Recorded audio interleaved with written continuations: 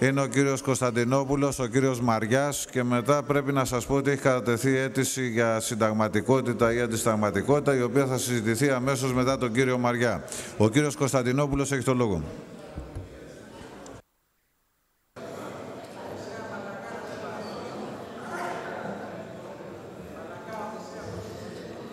Ευχαριστώ κύριε Πρόεδρε.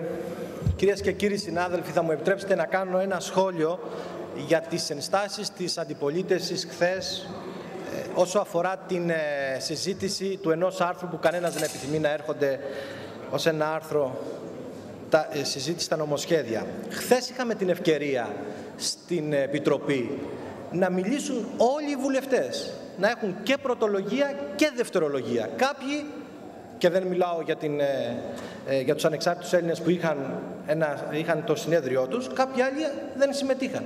Αλλά όλοι οι βουλευτές που κατέθεσαν και ήθελαν να μιλήσουν, μίλησαν και είχαν και πρωτολογία και δευτερολογία.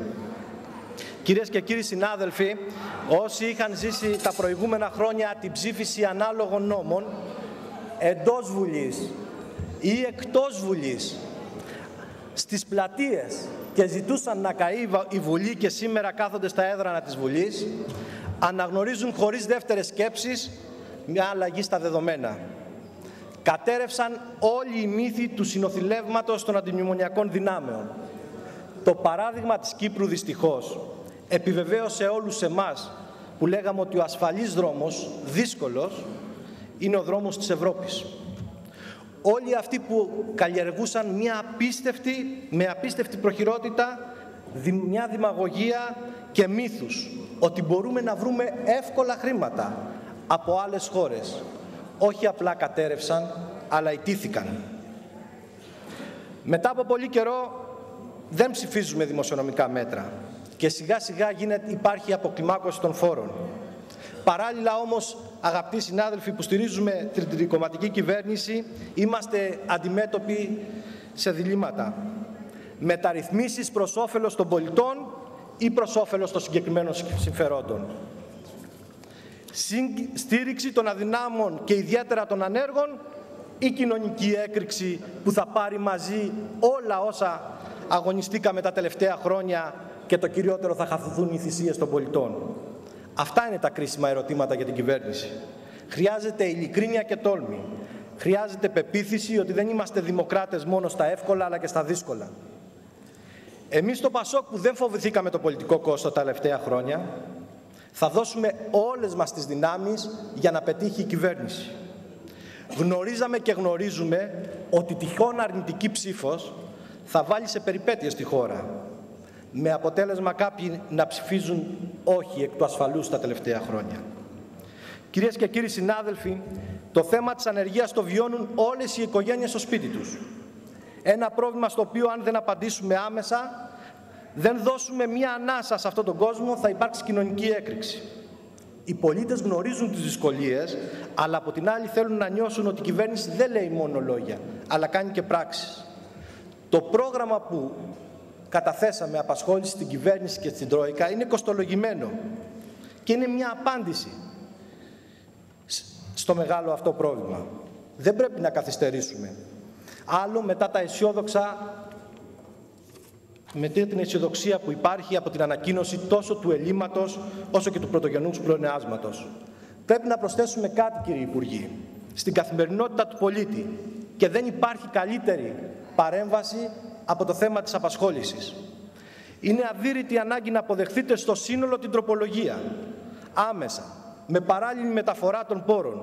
Και εδώ ο κύριος Τουρνάρας, θέλω να επισημάνω ότι στα πρώτα βήματα είχε μια πολύ σημαντική συμβολή και πρέπει άμεσα το Υπουργείο Ανάπτυξης να μεταφέρει τους πόρους ώστε να υλοποιηθεί αυτό το μεγάλο πρόγραμμα. Σκεφτείτε όλους αυτούς που περιμένουν να υλοποιηθούν αυτό το μεγάλο πρόγραμμα. Αλλά δεν σας έκανε εντύπωση, κύριοι Υπουργοί, ότι η αντιπολίτευση που καθημερινά δείχνει τη συμπάθειά της στους ανέργους. Σας ρωτούσαν με επιμονή χθες αν θα δεχτείτε την τροπολογία βάζοντας διάφορα θέματα και δεν σας προέτρεπε να ξεπεράσουμε όλα αυτά τα ζητήματα για να υλοποιηθούν οι πολιτικές απασχόλησης. Χθες η αντιπολίτευση δεν έκανε ούτε μία παρότριση για να στηρίξει αυτή την προσπάθεια. Ρωτήστε τους. Μάλλον δεν χρειάζεται να τους ρωτήσετε, γιατί ξέρουν οι πολίτες που τους χτυπάνε με ευκολία την πλάτη και έχουν απαντήσει ήδη. Ξέρετε γιατί?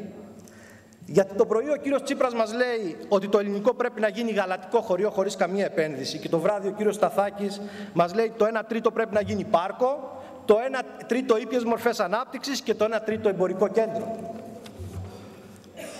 Γνωρίζουν ότι η αξιωματική αντιπολίτευση το πρωί καταγγέλει μεγαλοεργολάβους, μηντιάρχες και υποψήφιους αγοραστές όπως του ΟΠΑΠ και το βράδυ τρώει μαζί τους στο ίδιο τραπέζι, λέγοντας ότι έχουν μία αίσθηση ότι η χώρα δεν πάει καλά.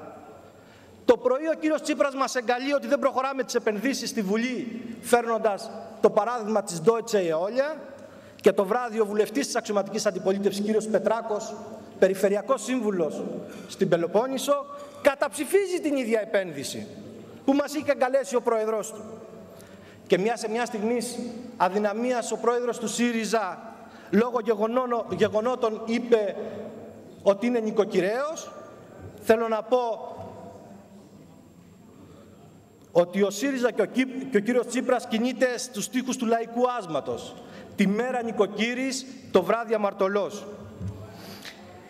Κύριοι Υπουργοί, ένα κίνδυνο έχουμε, τον είχαμε ζήσει και την προηγούμενη τριετία. Μερικοί υπουργοί εργάζονται με το δόγμα «εγώ τα ξέρω όλα» και απαξίωναν τους βουλευτές που έδιναν καθημερινή μάχη στη Βουλή αλλά και στην κοινωνία. Για παράδειγμα, το πρόβλημα με τις ανανεώσιμες πηγές ενέργειας γιγαντώθηκε γιατί η προηγούμενη Υπουργός Περιβάλλοντος δεν άκουγε. Και έχουμε τα γνωστά αποτελέσματα. Σας στηρίζουμε, αλλά δεν θέλουμε να δίνουμε δικαιώματα στην αντιπολίτευση. Γι' αυτό, κύριοι Υπουργοί, στον τομέα της δημόσιας διοίκησης που επιτέλους άνοιξε αυτό το θέμα, γιατί μέχρι τώρα μιλούσαμε αόριστα και γενικά για τους δημοσίους υπαλλήλους και για το δημόσιο των πολιτών και όχι των υπαλλήλων, που θέλουμε ένα δημόσιο παραγωγικό και πιστεύω ότι υπάρχουν πολλοί άνθρωποι στο δημόσιο που πιστεύουν σε αυτή την προσπάθεια, πρέπει να τους ξεκαθαρίσουμε. Και να ξεκαθαρίσουμε στην κοινωνία ότι το δημόσιο δεν μπορεί να καλύψει το θέμα της ανεργίας. Δεν μπορεί να λύσει το θέμα της ανεργίας. Πρέπει να γνωρίζουν αυτοί που αξιοκρατικά θα προσληφθούν μέσω του ΑΣΕΠ ότι έχουν δύο δρόμους. Είτε θα κάνουν σωστά τη δουλειά τους και θα συνταξιοδοτηθούν, ή δεν θα κάνουν σωστά τη δουλειά τους και μετά από αξιολόγηση θα απολύονται. Όχι από τους πολιτικούς προϊσταμένους, από τους θεσμούς. Και το ΑΣΕΠ που μπορεί αξιοκρατικά να αξιολογεί τις προσλήψεις, μπορεί να έχει τη δυνατότητα να αξιολογεί ποιος κάνει σωστά τη δουλειά του ή όχι. Μόνο έτσι μπορεί να προχωρήσει η μεταρρύθμιση. Διαφορετικά, αν κάνουμε απολύσεις χωρίς αξιολόγηση, με κλειστά μάτια, θα είναι βούτυρο στο ψωμί όλων αυτών που δεν θέλουν να αλλάξουν τίποτα. Επιτρέψτε μου να σας πω, παρόλο που δεν είναι εδώ ο Υπουργός, δεν κατάλαβα το ολοκληρωμένο σχέδιό του χθες και ελπίζω με την ομιλία του να μας καλύψει πολλά κενά. Εμείς, αν μιλάμε για κατάργηση και απόλυση, γιατί εμείς εννοούμε αξιολόγηση και απόλυση. Εδώ, αγαπητοί της κυβέρνησης, την ώρα που λέμε ότι θέλουμε αναβάθμιση του δημοσίου με νέες προσλήψεις, με προσωπικό υψηλών προσόντων, την ίδια ώρα φέρουμε ρύθμιση η οποία λέει το εξής, ότι ένας απόφοιτος του ΤΕΗ στο θέμα το οικονομικό, του απόφοιτος λυκείου μπορεί να γίνει οικονομολόγος ΑΕΗ. Πώς συμβαίνει αυτό? Αυτό είναι μια αντίφαση και δεν μας πιστεύει η κοινωνία ότι έχουμε μια συνέπεια να κάνουμε τα ίδια πράγματα στο δημόσιο και στον ιδιωτικό τομέα. Άρα σας παρακαλώ, το επόμενο χρονικό διάστημα πρέπει να πείσουμε και την Τρόικα ότι το μοντέλο που μας λέει δεν είναι το μοντέλο, είναι ένα μοντέλο το οποίο χρησιμοποιούν μόνο στην Αγγλία, σε καμία άλλη χώρα και το οποίο δεν έχει καμία συνέπεια. Κυρίες και κύριοι, ξέρετε, στο θέμα των μεταρρυθμίσεων και στο όνομα αυτών προσπάθησαν πολλοί στην Ελλάδα να κάνουν πολιτική καριέρα. Μεταρρύθμιση όμως σημαίνει αλήθεια. Και θα σας πω ένα παράδειγμα που χθες μιλούσαμε και αφορούσε τους χώρους που θα γίνεται η έψη. Και άκουσα από την αντιπολίτευση και από άλλους συναδέλφους να μιλάνε για τα προκατεψυγμένα ψωμιά. Συνάδελφοι, δεν θέλω να σας κάνω τον έξυπνο, αλλά αυτό έχει τελειώσει από το 4072 το νόμο. Σήμερα μιλάμε για τους όρους τους οποίους θα γίνεται η έψηση. Δηλαδή αν θα προστατεύεται ο καταναλωτής ή όχι. Έχουμε μία επιλογή. Ή να αφήσουμε να γίνει χωρίς κανέναν όρο, όπως νομίζω η διάταξη αυτό το κάνει, ή να βάλουμε όρους. Δηλαδή αυτός που θέλει να επενδύσει, παράλληλα να προστατεύει τον καταναλωτή. Αυτό μας ενδιαφέρει. Δεν κόβουμε και δεν θέλουμε να κλείσει το επάγγελμα.